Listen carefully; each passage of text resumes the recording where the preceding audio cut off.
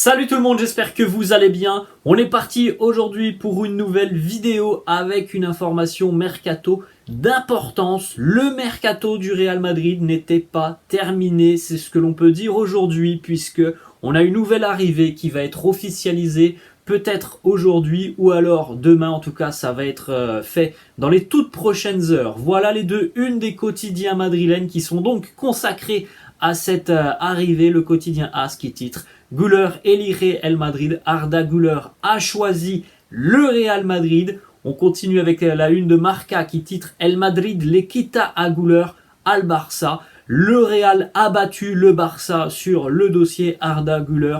Le jeune crack turc de 17 ans va donc s'engager avec le Real Madrid. Tout s'est accéléré hier. On peut donc désormais dire à 99,9% que Arda Güler sera un joueur du Real Madrid dans les toutes prochaines heures. Ça a été annoncé hier très rapidement par Mario Cortegana ainsi que la presse turque. Ça a été tout de suite repris et confirmé par The Athletic, Fabrizio Romano, le quotidien AS, José Félix Diaz, Marca, El Larguero. Bref, on a quand même une sphère mercato assez importante qui a confirmé l'arrivée du jeune crack turc du côté de Madrid. Ce qui est fou, c'est que ce dossier est allé très très vite. En l'espace d'une quinzaine de jours, on a réussi à travailler du côté du Real sur la finalisation de ce dossier, même si on suit le joueur depuis près de 2-3 ans du côté du Real. Là, en l'espace d'une quinzaine de jours, tout s'est accéléré. Il va rejoindre donc le Real. Pour le moment, ce que l'on peut dire, c'est que ça va chiffrer aux alentours de 20 millions d'euros, alors que la clause du jeune joueur était fixée à 17,5 millions par Fenerbahçe. Du côté du Real, on va payer un petit peu plus pour Arda Güler aussi. Voilà, pour entretenir de bonnes relations avec le club de Fenerbahçe. Il y aura même aussi une clause qui sera incluse par le Fener sur une éventuelle vente future du joueur. En tout cas, voilà, on peut le dire, Arda Güler sera un joueur du Real Madrid. Et c'est véritablement excitant de voir ce genre de profil, encore une fois, arriver du côté de Madrid. C'est un pied gauche magnifique. Je pense sincèrement que malgré ses 17 ans, il y a très très peu de joueurs à l'heure actuelle gauchers qui ont les caractéristiques de Arda Güler, très fin techniquement. Alors évidemment, il est encore jeune, il y a beaucoup de marge de progression, mais balle au pied en ce qui concerne sa technicité, sa volonté d'aller de l'avant, de casser des lignes, c'est quand même des bases extrêmement solides qu'il a, le jeune Arda Güler. Donc c'est excitant d'avoir encore un profil de ce genre arrivé du côté du Real. On suivra évidemment ce dossier tout au long de l'été. Comme j'en ai déjà parlé sur la chaîne, il a eu des discussions avec Ronny Calafat, donc je pense qu'on lui a donné des garanties qu'il attendait certainement sur son rôle au sein du Real. J'attends tout de même de voir quelle pourra être son utilisation. Quand on regarde évidemment, les amis, l'effectif du Real, on se dit qu'il est difficile tout de même d'imaginer un jeune joueur de 17 ans aller prendre des minutes par-ci par-là. Donc on va véritablement suivre ce qui va se passer autour d'Arda Güler. Espérons pour lui qu'il aura le temps de jeu qu'il souhaite. Alors je ne sais pas si ça deviendra un titulaire, c'est difficile à dire à l'heure actuelle, mais espérons tout de même qu'il aura les minutes qu'il souhaitait. S'il a eu des discussions positives avec Ronny Calafat, et d'ailleurs il a été convaincu de son engagement auprès du Real après de nombreuses heures de discussion avec Ronny Calafat, c'est qu'à mon avis il y a quand même des garanties derrière son arrivée. Il semblerait aussi qu'il y a eu des discussions avec certains joueurs du Real, comme par exemple Luka Modric ou encore Toni Kroos. On a deux petites informations. Mario Cortegana, donc journaliste Marca, qui annonce que Arda Güler va faire partie de l'équipe du Real donc pendant cette pré-saison. Donc on rappelle, retour à l'entraînement lundi pour ceux qui n'ont pas participé aux matchs internationaux. Ça sera un petit peu plus tard pour ceux qui évidemment ont été présents avec leur sélection. Donc d'ici quelques jours, Arda Güler va arriver du côté de Valdebebas. Il va prendre part à la pré-saison et donc vraisemblablement aussi à la tournée du côté des États-Unis. Du côté du quotidien AS, on se veut déjà unanime. Arda Güler jouera avec l'équipe première cette saison.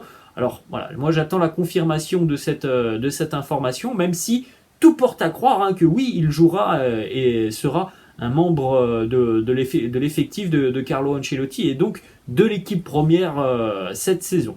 On poursuit les amis avec d'autres informations mercato. Cette fois-ci, ça va concerner le dossier Kylian Mbappé. Pour une fois, on a des informations qui viennent de France et du quotidien L'Équipe. On voit beaucoup d'informations qui viennent d'Espagne. Bon, voilà, j'essaye de ne pas vous donner toutes les informations parce que on va pas se mentir, la presse espagnole parfois c'est quand même difficile d'avoir des informations qui sont fiables. Là, ce sont des informations qui nous viennent du quotidien L'Équipe. Les discussions entre le Paris Saint-Germain et Kylian Mbappé ne progressent pas. Le club parisien continue de mettre la pression sur Mbappé pour éviter un départ libre qui mettrait en péril les finances du Paris Saint-Germain. Des acteurs du club assurent que la star avait promis de ne pas quitter le Paris Saint-Germain sans indemnité de transfert. Donc les discussions n'avancent pas. Le joueur a réaffirmé sa volonté de rester à Paris la saison prochaine sans prolonger son contrat. Au final, rien n'a bougé. Mais par contre, les jours passent un petit peu plus. On est maintenant au début du mois de juillet. Le PSG campe sur ses positions. Soit le joueur prolonge avant le 31 juillet, soit il sera vendu avant la fin de l'été. Donc voilà, on en saura peut-être un petit peu plus encore une fois sur les 15 prochains jours. Du côté du Paris Saint-Germain, on semble convaincu que Mbappé a décidé de quitter le club librement l'été prochain. Mais ça serait un gros problème pour le Paris Saint-Germain parce qu'il n'y aurait donc pas d'indemnité de transfert. Et en plus de ça, au niveau du fair play financier, le Paris Saint-Germain serait dans une situation assez inconfortable de ne pas recevoir la valeur grossièrement de Kylian Mbappé. Ça mettrait le PSG dans une situation assez inconfortable. Donc voilà, je pense qu'on a encore au moins 2-3 semaines de Kylian Mbappé devant nous. On continue avec une information qui concerne un jeune espoir merengue, le jeune Nico Paz. Son papa s'est exprimé et il a annoncé qu'en principe, Nico allait lui aussi participer à la pré-saison avec l'équipe première. Donc voilà, on a différents profils intéressants. Ça avait été déjà le cas la saison passée, l'été dernier. On avait eu par exemple Vinicius Tobias qui était présent lors de la tournée de pré-saison. Après, évidemment, voilà, sur la pré-saison, on peut tenter plusieurs choix, plusieurs dispositifs, et on peut donc aussi inclure certains jeunes pour les évaluer. Et c'est certainement pour ça que l'on verra pas mal de jeunes aussi être présents avec l'équipe première. Après, de là à dire qu'ils seront tous une partie importante de l'effectif cette saison, ça c'est une autre question. On enchaîne et on va du côté de Gérone qui souhaite prolonger le prêt de Jesus Régnier d'une année supplémentaire malgré les blessures qu'il a connues la saison dernière. Le joueur, on le rappelle, le Brésilien est toujours lié au Real Madrid jusqu'en 2026. Il va entamer donc la saison préparatoire et la pré-saison avec le Real en attendant une décision sur son avenir. Mais voilà, il n'est pas à exclure que Jesus Régnier continue donc l'aventure du côté de Gérone où il a été prêté la saison dernière. Petite information financière et vente de maillots à l'heure actuelle du côté du Real Madrid, après notamment le départ de Karim Benzema.